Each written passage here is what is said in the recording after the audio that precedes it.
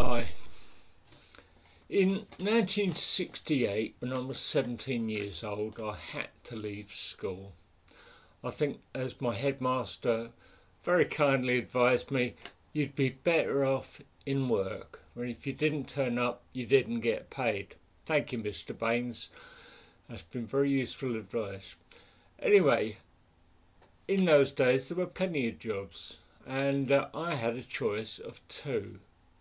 I could go down to Thomas Cook in Berkeley Square and work for £6 15 a week, or I could take the job with Westminster Bank, and they were offering £8 a week, and like a fool I went with the money and went to Westminster Bank.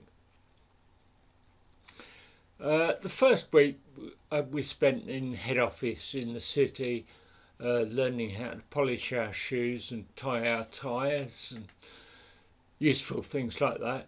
And then we went on to probationary start, I guess, a branch where we could learn the basics of being a dog's body. And I went to Hampstead branch. And I started on the same day as another fellow whose name I don't recall. And apart from these two big girls that were about 90 and a half years old and knew a bit more than we did, and specialised in making our lives miserable, apart from that, it wasn't a bad time. I mean, it was a beautiful location, Hampstead High Street, if you know it, full of rich people, vibrant little high street, and I was okay about going there every day. We used to, at lunchtime, I had a mate there, and we could go and have a beer and a cheese roll and play bar billiards. I got quite good at bar billiards, so quite a good game. Anyway, the worst time I had there, I spent a whole week in a room upstairs with a pile of paper.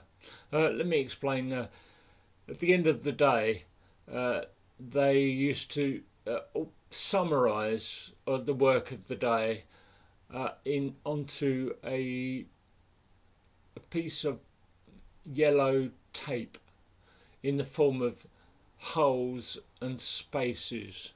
This long yellow tape went off to head office, where it was processed by, I suppose, a large mainframe computer. And in those days, computers were huge.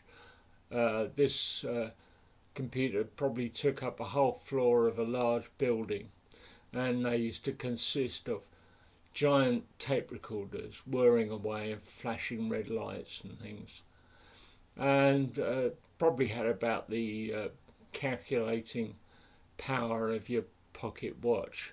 But anyway, they used to take this yellow tape and process it into printouts, a summary, a typed piece of paper, reams and reams of paper actually, which summarised the work of the bank and became their sort of permanent record.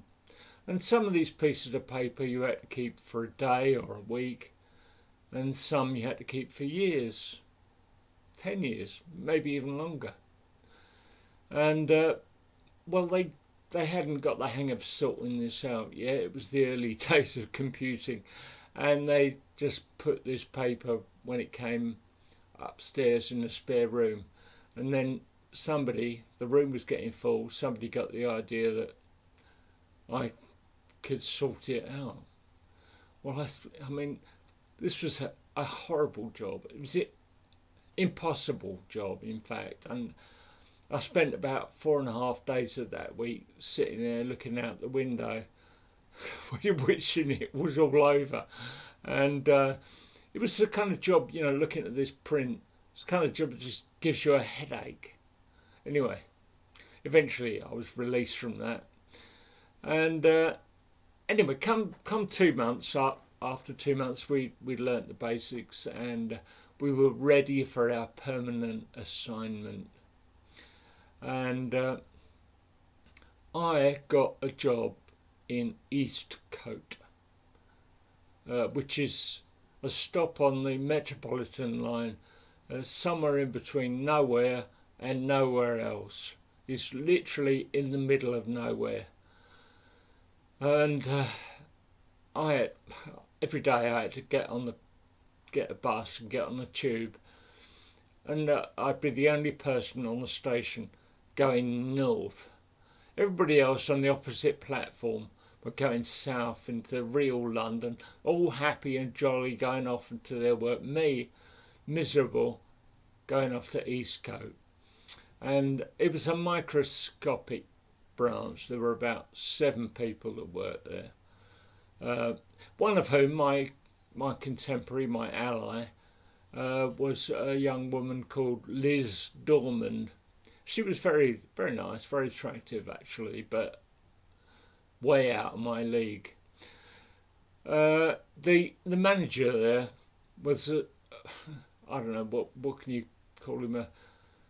Well, he wasn't the sharpest tool in the box, I suppose, and he'd spent his whole life working his way up to being the manager of this microscopic branch just before he retired. And I'll give you an example of the type of guy he was. On Christmas, most people, most firms, most people go out for a drink together, have a little party, or maybe even people get a few extra pounds in their wage packet to go out and celebrate in their own way. This bloke invited us all to his nondescript house, semi-detached house in Hatch End, for a glass of sherry and a ham sandwich. Oh, anyway, we had to go. So I went there. As soon as I got in there, I sat down, and this stinky, hairy little dog jumped on my lap and started licking my face. And this bank manager's equally brain-dead wife said, "Oh, he likes you." No, don't get me wrong, I like dogs. They're wonderful things, but I'm very fussy about who sits on my lap and licks my face. But I had to put up with it. Anyway, this woman, this manager's wife, spent the rest of the evening telling me about her hobby, which was collecting grape scissors. Yes, there are special scissors which are used specifically for cutting up bunches of grapes, and her hobby was collecting them. And she showed me all of her scissors and told me all about them. I've been waiting for I learned everything you could know about grape scissors today. And I've been waiting ever since to go on Mastermind and say, "What is your specialist subject?" And I could say grape scissors, because I know all about them. Anyway, eventually it was over, and I left as soon as I politely could. To give you an idea of what a bank employee's work consists of, I spent the morning filing little bits of paper with numbers on them, inexplicably into drawers that were on ground level, so that you had to bend over and hurt yourself filing these things. And then in the afternoon, you spent your time adding up these little bits of paper into 2 different columns that at the end of the day had to agree with each other, and it was mightily tedious. But I got good at it. I was good at adding up, and I was very nimble with an adding machine, and I mastered it. But if you ever had a job that you hated, I hated this job from the moment I got up in the morning, woke up in the morning, went there, spent the whole day looking at the clock, wishing my life away, and then at the end of the day you go home for a few hours freedom, only for the whole sorry thing to start again the next day. I hated that job. I think the final straw came when this bloke turned up, and he was a graduate entry, and graduate entry meant that he was on a fast track to sort of management, something. And this bloke was as thick as mince. I tell no lie, he was not very bright, but he had a degree. And I kind of looked up to people that had degrees. I thought they were better than me, but I found out, no, they weren't. And anyway, my job was to teach this bloke to do my job. He was already getting paid more than me. I couldn't stand it. I thought, no, this can't go on. So I decided to leave. I told an older man there who, I think he was the standing order clerk or something, middle-aged man. And I said, I can't stand this anymore, I'm going to leave. And he said, get out while you can. So I did.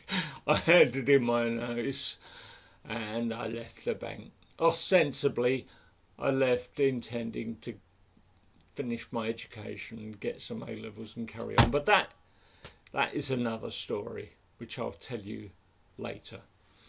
But that's banking for you. Don't ever do it. My advice, stay away from there. Use bank, keep your money in, but don't ever work there. Anyway, I'll see you later.